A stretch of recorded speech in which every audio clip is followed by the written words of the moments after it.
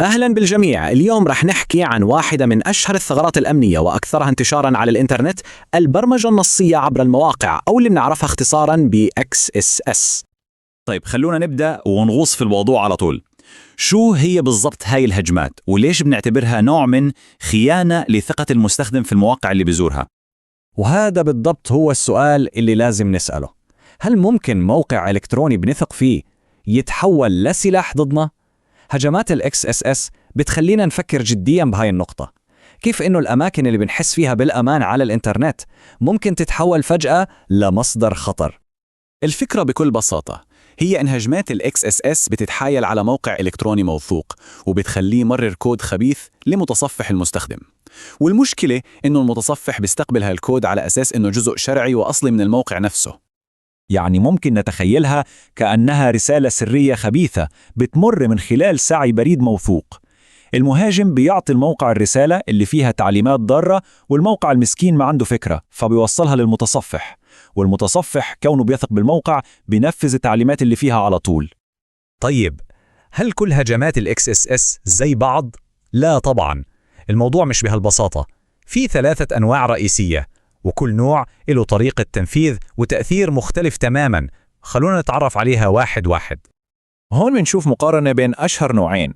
الأول هو Reflected XSS أو المنعكس، وممكن شبهه بالبومرانج. ليش؟ لأنه فوري ومباشر. المهاجم بيرسل رابط خبيث والضحية بتضغط عليه، فالهجوم بينعكس من السيرفر مباشرة للمتصفح.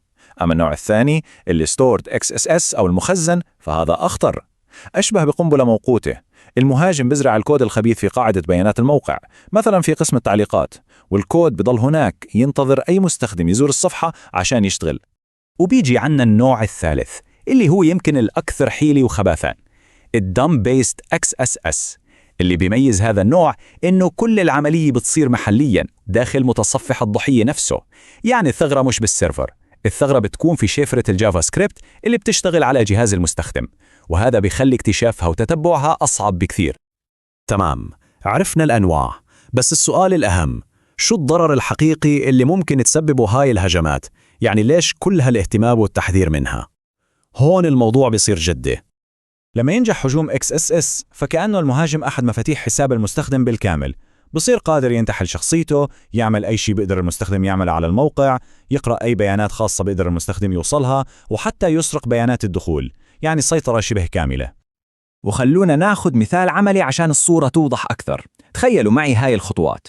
المهاجم بيحقن كود بسيط في صفحة موثوقة. هالكود بيظهر حقل كلمة مرور وهمي. مدير كلمات المرور اللي بالمتصفح بشوف حقل كلمة مرور، فبسرعة بيعبيها تلقائيا عشان يسهل علينا. وفي هاي اللحظة الكود الخبيث بيلتقط كلمة المرور اللي تعبت وبيرسلها فورا لسيرفر المهاجم. كل هذا بصير بالخفاء وبدون ما الضحية يحس بشيء. طيب، بعد ما فهمنا خطورة الموضوع لازم ننتقل للجانب الثاني. كيف ممكن نحمي أنفسنا ومواقعنا؟ خلينا نشوف شو هي الأساليب اللي بيستخدمها المطورين للدفاع ضد هاي الهجمات. عملية الدفاع كلها بتتلخص في مبدئين أساسيين، قاعدتين ذهبيتين: فلترة المدخلات وترميز المخرجات. يعني ببساطة لازم نكون حذرين جدا من البيانات اللي بتدخل نظامنا، وحذرين بنفس القدر من البيانات اللي بتطلع منه وبتنعرض للمستخدم. القاعدة الأولى فلترة المدخلات، يعني أي بيانات جاية من المستخدم لازم نتعامل معها على إنها غير موثوقة. وهون بنستخدم أسلوب القائمة البيضاء مش السوداء. شو يعني؟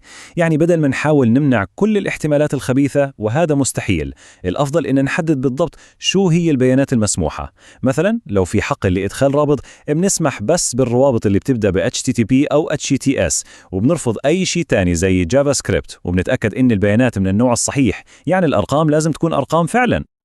القاعدة الثانية ترميز المخرجات. وهون الفكرة إنه قبل ما نعرض أي بيانات جاية من المستخدم على الصفحة لازم نعطلها أو نرمزها. كيف؟ بنحول الرموز الخاصة اللي ممكن المتصفح يفسرها ككود، مثل علامة أكبر، لشيء يعرضها كنص عادي زي AND-LT. هيك بنضمن إنه المتصفح بيقرأها كنص ومش كأوامر برمجية لازم ينفذها. بس القصة ما بتخلص هون. عالم الأمن الرقمي دايما عبارة عن لعبة قط وفأر. المهاجمين بيكتشفوا طرق جديدة وحيل ذكية عشان يتجوزوا الدفاعات، والمطورين والمدافعين بيرجعوا يبنوا جدران أقوى وأذكى. شوفوا مثلا هذا المثال اللي على الشاشة. throw on error equal alert 1. هذا كود خبيث ذكي جدا. ليش؟ لأنه بينفذ الهجوم بدون ما يستخدم الأقواس قوسين اللي كتير من الفلاتر الأمنية القديمة كانت تدور عليها وتمنعها. وهذا بيورينا كيف المهاجمين دايما بيفكروا بخطوة لقدام. وهون بيجي دور تقنيات الدفاع الحديثة اللي هي بمثابة خط الدفاع الأخير، أهمها سياسة أمن المحتوى أو CSP. ممكن نفكر فيها كشبكة أمان. حتى لو فشلت كل دفاعاتنا والمهاجم قدر يحقن كود خبيث، CSP بتدخل وبتمنع هالكود من إنه يعمل أشياء خطيرة، زي إنه يتصل بسيرفر خارجي عشان يسرق البيانات. يعني بتحد من الضرر بشكل كبير جدا. وهذا بتركنا مع سؤال أخير ومهم جدا للتفكير فيه. مع كل التعقيد اللي بتوصله مواقع الويب والتطبيقات اليوم، هل إحنا فعلا عم نبني أنظمة أكثر أمانا، ولا مجرد عم نخلق أماكن جديدة ومتاهات أكثر تعقيدا للثغرات عشان تختبئ فيها؟ سؤال مفتوح بخلينا نفكر في مستقبل أمن الويب.